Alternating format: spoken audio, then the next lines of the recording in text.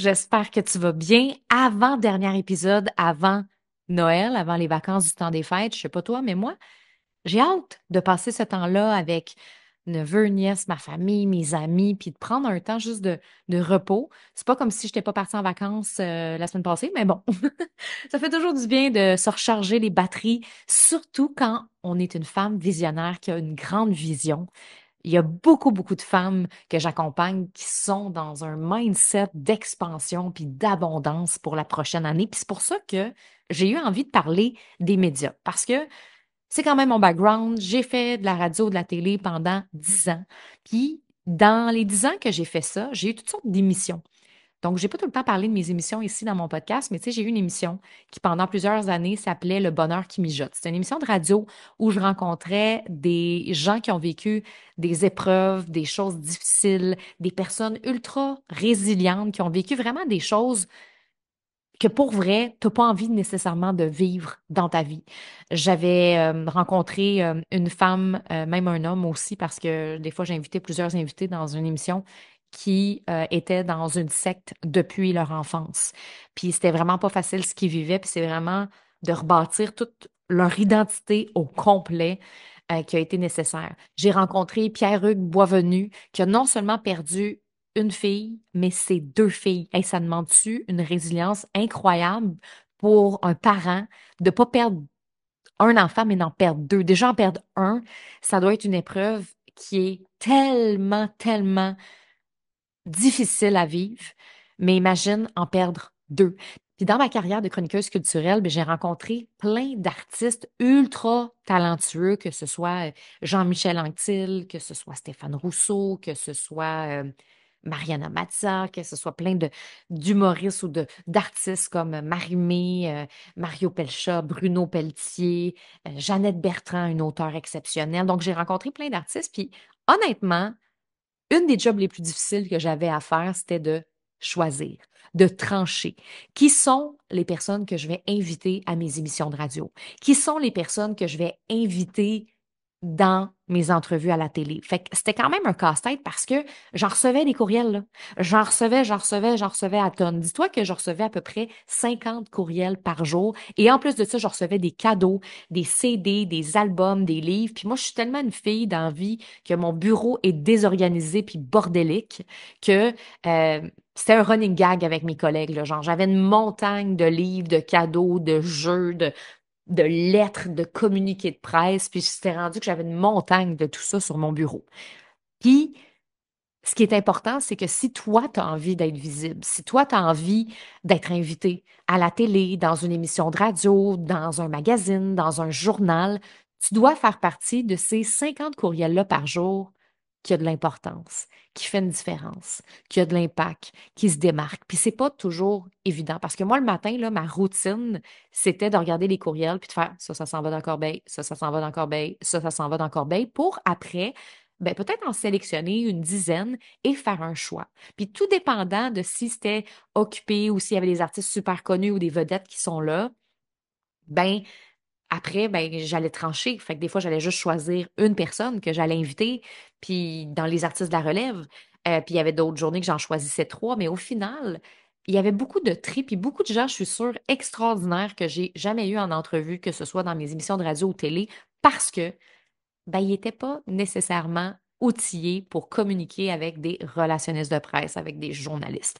Fait qu'aujourd'hui, ce que j'ai envie, si toi tu as envie d'amplifier, de maximiser ta visibilité pour la prochaine année, je veux te donner 4 conseils ultra importants si tu as envie d'aller cogner à des portes médiatiques cette année. Si tu as envie de faire partie du magazine Véro, Marie-Claire, Figaro, si tu as envie d'être invité à Rouge FM, à TVA, peu importe, ben c'est quoi les conseils les plus importants de mes 10 ans comme animatrice, journaliste, mais mes conseils de la fille qui reçoit les courriels en background, là, tu sais, de celle qui reçoit les demandes puis qui doit les trier. Donc, il y a 4 conseils que je veux te donner aujourd'hui si tu as envie de justement être invité quelque part l'année prochaine. Premièrement, avoir une vision claire à partager. C'est important que tu aies une vision claire, puis un message clair et un sujet clair à proposer si tu veux être invité à une émission de radio ou si tu veux faire partie d'un magazine. Peu importe, tu peux pas juste parler de toi. Ça, c'est l'erreur numéro un que je voyais des fois dans les courriels que je recevais. Les gens me parlent de leur background, me parlent de leurs études universitaires, de leur biographie. I'm sorry, mais je m'en fous.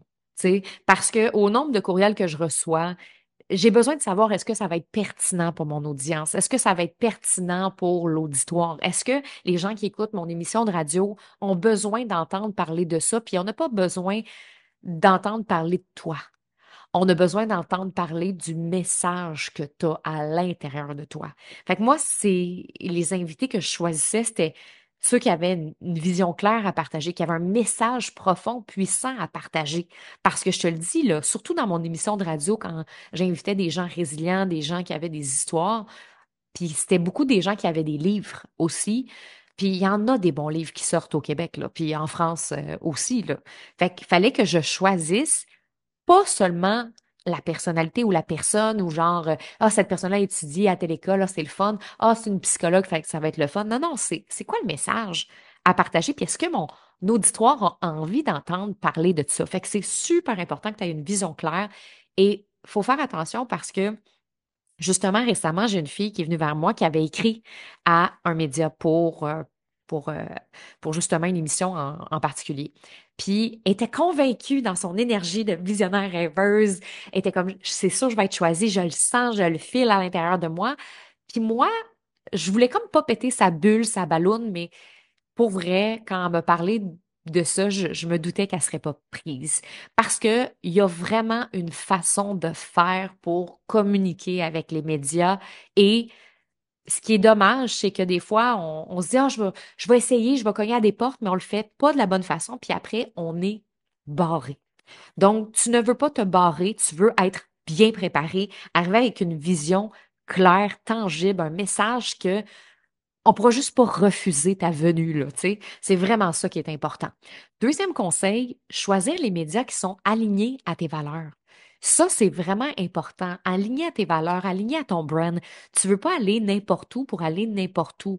C'est pas juste un coup de dé. C'est quelque chose de stratégique, de choisir les bons médias qui sont en lien avec ton brand. Parce que si tu es invité dans un média, mais que tu parles de quelque chose qui est complètement différent que ce que tu parles sur tes médias sociaux ou dans ton entreprise, ça va te donner une visibilité, mais ça ne sera pas une visibilité stratégique. Donc après, ça ne va pas nécessairement te rapporter des revenus ou quoi que ce soit. Donc c'est important aussi que tu réfléchisses à quel média qui est aligné à mon brand, à ce que je fais. C'est vraiment important. Je vais te donner un exemple concret. Dans les dernières années, j'ai été approchée pour avoir ma chronique dans le droit famille. Sur le coup, j'étais super excitée. J'étais comme, oh my God, je vais avoir ma chronique à chaque mois. Ça va être vraiment le fun. Mais après, avec du recul, j'ai fait, OK, mais moi, ma clientèle, c'est pas vraiment les familles. Puis c'est beaucoup plus les entrepreneurs. Fait que moi, ce qui m'intéressait, c'est le droit des affaires. C'est sûr que j'aurais pu commencer dans le droit famille, puis après parler de mon intérêt du droit des affaires, mais j'étais tellement occupée à ce moment-là que je le savais que ça allait pas nécessairement me rapporter ce que je souhaite. Tu sais, c'est toujours une question de décision stratégique parce que, comme je te dis, j'aurais pu choisir d'y aller pour plus tard espérer autre chose. Tant qu'à m'investir en temps et en énergie, je veux être dans le bon média. Celui où je peux parler de mes choses à moi, de ma vision à moi, de ce qui va avoir un impact après sur mon entreprise. Si j'écris des chroniques dans le droit à faire, ben après, c'est clair que ça peut m'apporter des clientes entrepreneurs, ça peut m'apporter des opportunités de conférences, ça peut m'apporter plein de choses, alors que si je suis pas à bonne place, ben ça va m'apporter une visibilité, mais une visibilité qui sera pas nécessairement rentable. Donc, choisis les médias qui sont alignés à tes valeurs, puis fais-toi une liste. OK, je vais aller au magazine Véro, je vais aller au magazine Figaro, je veux aller à Rouge FM. Donc, choisis vraiment les médias stratégiques qui sont alignés à ton brand et à tes valeurs. Ça, c'est super important. Troisième conseil, contacter les relationnistes de façon personnalisée. Tu sais, quand je te disais que je recevais 50 courriels par jour à peu près, encore pire le lundi, ben, une des choses qui me permettait de trier, c'est de savoir est-ce que la personne a pris le temps de m'écrire un message personnalisé. Fait qu'aussitôt que j'ouvrais un courriel puis que c'est un communiqué de presse, salut à tous, ou que c'était un communiqué de presse où je chantais là, que le courriel avait envoyé à tout le monde, copier-coller, automatiquement, je le supprimais. À moins que ce soit genre l'événement de la région, là, mais sinon, là, je l'effaçais, c'est sûr. C'est sûr que c'était dans ma corbeille. Si tu commençais pas ton courriel par Bonjour Stéphanie, c'est sûr que ton courriel se retrouvait dans la corbeille. Donc, ça, c'est vraiment important. Puis, tu sais, je veux donner un exemple en particulier avec ça. C'est que, tu sais, des fois, on écrit un livre. Puis, j'ai plein de clientes qui écrivent des livres puis qui sont avec des compagnies d'édition. Les compagnies d'édition ne sont pas toutes vraiment exceptionnelles et bons en relations de presse, ce qui fait qu'ils envoient des communiqués généraux et qu'il y a certaines compagnies d'édition ils ont de la difficulté à obtenir des entrevues dans les médias parce qu'ils n'envoient pas des courriels personnalisés. Fait que ça se peut que ton livre soit incroyable, ça se peut que ton livre soit vraiment bon, mais que la maison d'édition ne soit pas spécialisée en communication pour les relationnistes de presse, ce qui fait que ton livre passe inaperçu.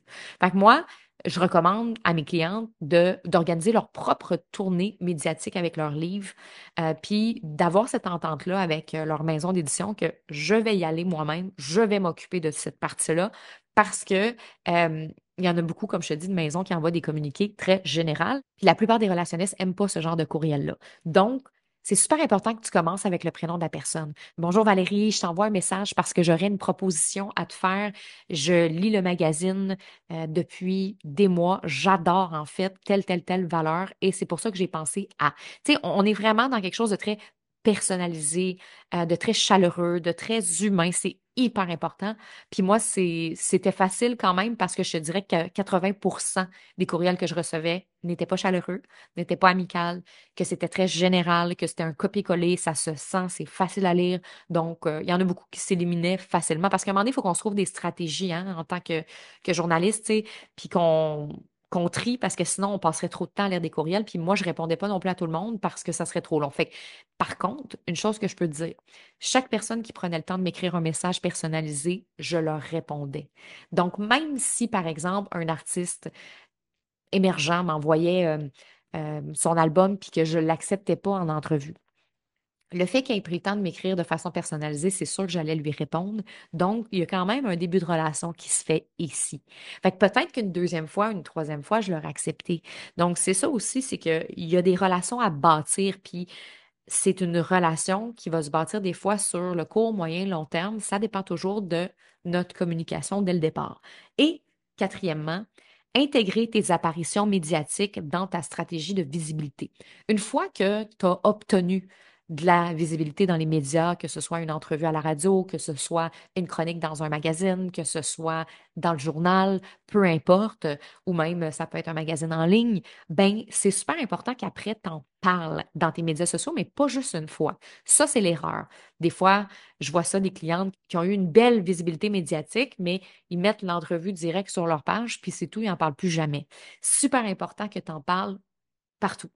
En story, en courriel, puis que tu peux même prendre ton entrevue puis la décupler en 10 reels, puis que même dans tes publications, tu pourrais mettre une photo qui n'a rien à voir avec les médias. Mettons, exemple, que tu organises un sommet de santé vraiment important, puis tu invites les médias sur place parce que Pierre Lavoie va être là, puis ça va être vraiment un gros événement. Ben après, si tu as une visibilité médiatique, tu pourrais faire une publication de toi, mettons, qui est en train de courir, faire du jogging, puis dire, je veux te donner un conseil vraiment important si tu veux rester persévérant dans le sport. C'est le conseil que j'ai donné lors de mon entrevue à Radio-Canada. Non, non, non, non, non. Fait que tu peux, comme dans ton texte, intégrer aussi cette notoriété-là dans la façon d'écrire. Fait que ça aussi, c'est important, c'est parce que c'est pas suffisant de mettre juste ton entrevue une fois, ça se peut qu'on la voit pas. On le sait à quel point l'algorithme est pas favorable ces temps-ci. Fait que c'est sûr que ça aide pas. C'est sûr que tu as besoin d'en parler plus qu'une fois. Tu sais, moi, j'ai des clientes là, qui ont eu plusieurs visibilités médiatiques, mais selon moi, l'utilisent pas assez dans leur stratégie de visibilité. Fait que tout ça, c'est vraiment important si tu veux te faire voir en 2025 par les médias, si tu as envie qu'on te dise oui. Si tu as envie qu'on te dise oui pour un magazine, pour un journal, pour une radio, ben souviens-toi de ces étapes-là. Puis si tu as envie d'être accompagné par moi parce que j'ai ce background-là de 10 ans en radio, en télé, où est-ce que j'ai été cette relationniste de presse d'une certaine façon parce que j'acceptais, je refusais des invités constamment, puis je sais comment faire pour avoir une belle communication avec ces gens-là, puis avoir un plan qui est clair, ben oui, je peux t'accompagner pour ça. J'ai décidé d'organiser une retraite en janvier pour bâtir ton plan de notoriété pour les médias en 2025. Donc, si tu es une entrepreneur visionnaire, que 2025, c'est ton année, puis tu as envie d'aller cogner à ces portes-là, tu es rendu là, ben j'ai décidé d'organiser une retraite parce que ça faisait plusieurs de mes clientes qui me parlaient de ça. Et un plan de notoriété médiatique, c'est quelque chose de personnalisé. Fait que, tu sais, oui, je pourrais faire une formation en ligne, mais pour moi, si on va avoir des bons résultats, ça demande un soutien personnalisé. Fait que ce que je trouvais intéressant, c'est qu'en retraite, on va pouvoir faire toutes ces étapes-là que je t'ai mentionnées aujourd'hui. On va aller travailler sur ta vision claire puis le message que tu veux partager dans les médias. On va aller choisir les bons médias alignés à tes valeurs. Donc, est-ce que ce serait plus ce magazine-là ou puis moi, je vais sortir ma liste de tout ce que j'ai parce que des fois, on n'est pas conscient qu'il n'y a pas juste TVA, Radio-Canada, puis Rouge FM, puis Énergie, là. Tu sais, il y a beaucoup plus que ça. Fait que moi, je vais vraiment sortir ma liste, puis on va aller déterminer, on va faire un plan stratégique pour toi, pour vraiment aller choisir les bons médias, les bonnes portes à aller cogner. Ensuite, troisièmement, ben, ce qu'on va faire, c'est que je vais t'expliquer comment on approche maintenant les relationnistes. De quelle façon les relationnistes aiment se faire approcher. Comment on écrit un bon courriel. Puis c'est qui qu'on contacte? Mettons, là, je veux aller à la radio, je contacte qui? Je vais vraiment t'aider à ce niveau-là, autant au niveau de l'approche, au niveau du courriel, de quelle façon on communique avec ces gens-là pour que, ben, on se fasse dire oui plus que non. Et évidemment, ben, on va en parler sur comment après tu peux intégrer tout ça dans ta stratégie de visibilité. Fait que, tu sais, on va vraiment faire un plan clair de A à Z de notoriété pour les médias traditionnels, mais si tu veux faire partie de podcasts importants, on va pouvoir intégrer ça. Si tu veux approcher des influenceurs, on va pouvoir intégrer ça. J'ai fait une formation aussi récemment pour me mettre à jour à tout ce niveau-là. Fait que voilà. Évidemment, je choisis seulement 10 femmes qui sont rendues à un certain niveau quand même dans leur entreprise. Si ça t'intéresse, il y a un formulaire dans les notes de l'épisode du podcast pour soumettre ta candidature parce qu'on choisit seulement 10 femmes avec qui on va aller travailler ce plan-là personnalisé. Parce que, évidemment, il y a du travail en arrière, puis je veux vraiment qu'on soit un petit groupe et on va passer 3 jours ensemble dans un chalet où est-ce que vraiment on va aller travailler sur toutes les étapes pour que tu ressortes de là avec un plan clair, efficace et que tu saches exactement quoi faire.